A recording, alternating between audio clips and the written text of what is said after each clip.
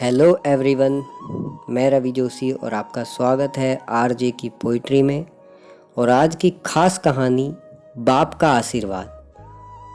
तो शुरू करते हैं, लेकिन उससे पहले अगर आप हमारे चैनल पर नए हैं तो चैनल को सब्सक्राइब करें और बेल आइकन ज़रूर दबाएं ताकि हमारी आने वाली हर वीडियो आप तक पहुंच सके।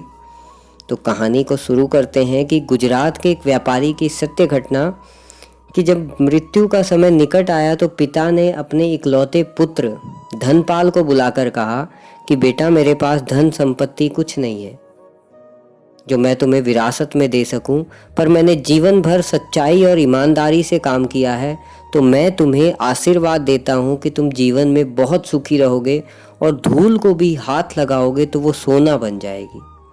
बेटे ने सिर झुकाकर पिताजी के पैर छुए। पिताजी ने सिर पर हाथ रखकर आशीर्वाद दिया और शांति से अपने प्राण त्याग दिए। अब घर का खर्च बेटे धनपाल को संभालना था, तो उसने एक छोटी सी ठेला गाड़ी ले ली और व्यापार शुरू कर दिया। धीरे धीरे व्यापार बढ़ने लगा। एक छोटी सी दुकान ले ली, व्यापार और बढ़ा। अब नगर के संपन्न लोगों में उसकी गिनती होने लगी। उसको विश्वास था कि ये सब मेरे पिताजी के आशीर्वाद का फल है, क्योंकि उन्होंने जीवन में दुख उठाया पर कभी धैर्य नहीं छोड़ा, श्रद्धा नहीं छोड़ी, इसलिए उनकी वाणी में बल था और उनके आशीर्वाद फलीभूत हुए और मैं सुखी हुआ। उसके मुंह से बार बार ये बात निकलती थी। एक दिन एक दोस्त ने पूछा कि तुम्हारे पिता में इतना बल था तो वो स्वयं संपन्न क्यों नहीं हुए, सुखी क्यों नहीं हुए? धर्मपाल ने कहा कि मैं पिता की ताकत की बात नहीं कर रहा हूँ, बल्कि उनके आशीर्वाद के ताकत की बात कर रहा हूँ। इस प्रकार वह बार बार अपने पिता के आशीर्वाद की बात करता तो लोगों ने उसका नाम ही रख दिया बाप का आशीर्वाद। धर्मपाल को इससे बुरा नहीं लगता था। वो कहता था कि मैं पिता के आशीर्वाद के काबिल निकलूं, यही चाहता हूं। ऐसा करते हुए कई साल बीत गए और वह विदेशों में व्यापार करने लगा। जहां भी व्यापार करता उसे बहुत लाभ होता। एक बार उसके मन में आया कि मुझे लाभ ही लाभ होता है, तो एक बार मैं नुकसान का अनुभव करूं। तो उसने अपने मित्र से पूछा कि ऐसा व्यापार बताओ जिसमें मुझे नुकसान हो। मित्र को लगा कि इसको अपनी सफलता और पैसों का घमंड आ गया है। इसका घमंड दूर करने के लिए इसको ऐसा व्यापार बताऊं जिसमें इसको नुकसान ही नुकसान हो।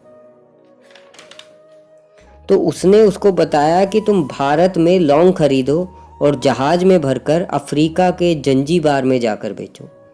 धर्मपाल को ये बात बहुत अच्छी लगी। जंजीबार तो लौंग का देश था। वहाँ से लौंग भारत में लाते थे और यहाँ 10-12 गुना भाव पर बेचते हैं।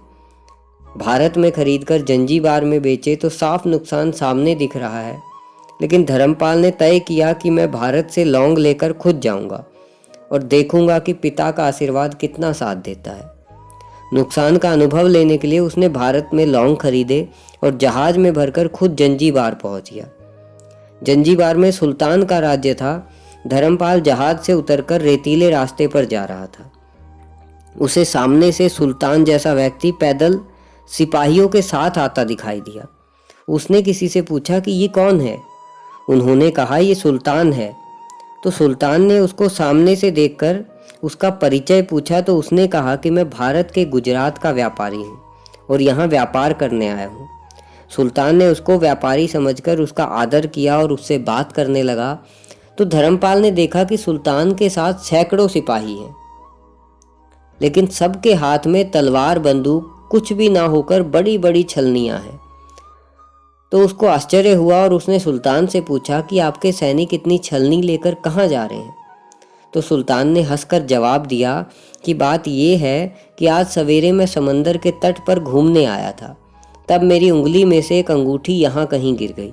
अब रेत में अंगूठी कहाँ गिरी है पता नहीं, तो इसलिए मैं इन सैनिकों को साथ लेकर आया हूँ। मैं रेत छानकर उसमें अंगूठी तलाश करेंगे। धर्मपाल ने कहा अंगूठी बहुत महंगी होगी। तो सुल्तान ने कहा नहीं, उससे भी ज़्यादा महंगी अंगूठियाँ मेरे पास हैं, लेकिन वो अंगूठी एक फ़कीर का आशीर्वाद है और मैं मानता हूँ कि मेरी सल्तनत इतनी मजबूत और सुखी उस फ़कीर के आशीर्वाद से है। इसलिए मेरे मन में उस अंगूठी का मूल्य सल्तनत से ज़्यादा है। इतना कहकर सुल्तान ने पूछा कि बोलो सेठ, इस बार क्या माल लेकर आए हो? तो धर्मपाल ने कहा लौंग।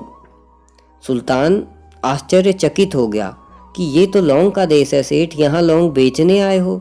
किसने आपको ऐसी सलाह दी? जरूर कोई आपका दुश्मन होगा। यहाँ तो एक पैसे में मुट्ठी भर लौंग मिल जाते हैं। तो धर्मपाल ने कहा, मुझे यही देखना है कि यहाँ भी मुनाफा होता है या नहीं। मेरे पिता के आशीर्वाद से आज तक मैंने जो धंधा किया उसमें मुनाफा ही मुनाफा हुआ। तो अब मैं ये देखना चाहता हूँ कि उनके आशीर्वाद यहाँ भी फलते हैं या नहीं। सुल्तान ने पूछा, पिता का आशीर्वाद? इसका क्या मतलब?